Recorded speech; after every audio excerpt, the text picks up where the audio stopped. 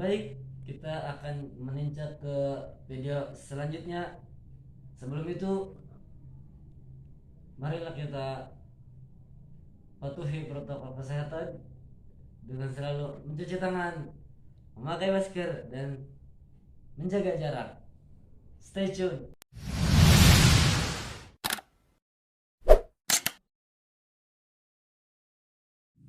Melanjutkan dari pembahasan sebelumnya, sekarang kita akan menjelaskan tentang tafsir Muhammad Abduh.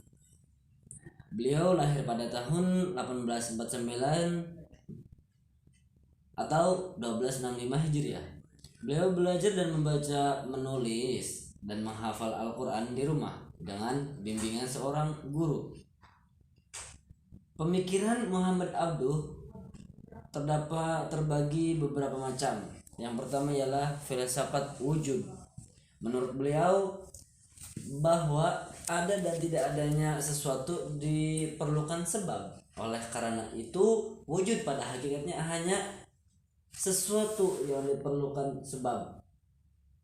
Wujud terdiri menjadi dua. Wujud yang ada pada esensinya ada, dan wujud yang pada esensinya mungkin ada.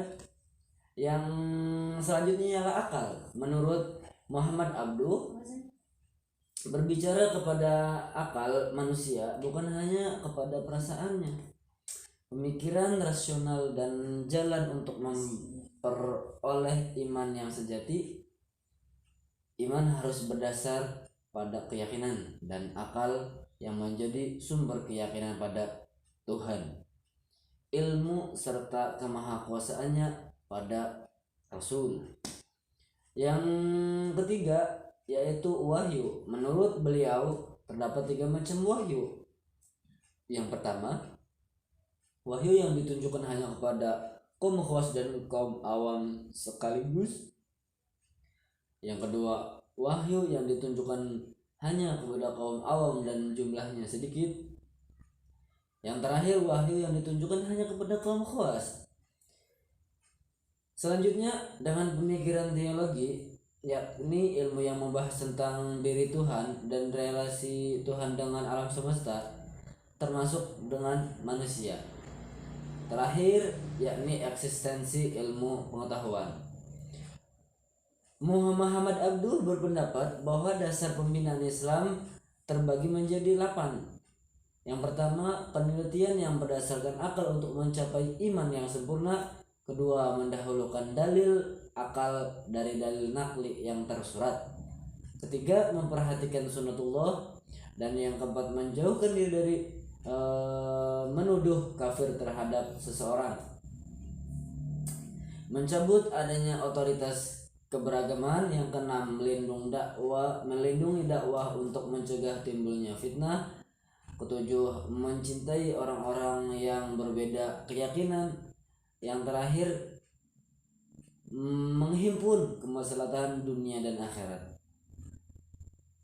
Metode yang digunakan oleh beliau dalam menafsirkan Al-Quran, beliau selalu berusaha untuk menghindar dari berita Israiliyat, hadis maudhu, tinjauan ilmu ma'ani dari bayan, perdebatan ahli ilmu kalam, pendekatan usul fiqh, istinbat para ahli fikih yang taklid, takwil kaum sufi, serta riwayat yang tak perlu. Beliau dalam membaca karya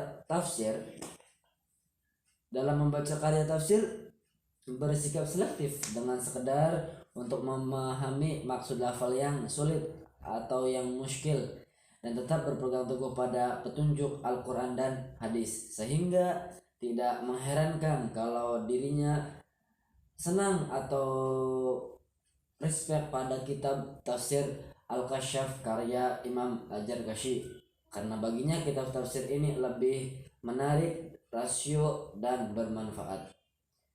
Itu saja yang bisa saya sampaikan, kurang lebihnya mohon maaf. Wassalamualaikum warahmatullahi wabarakatuh.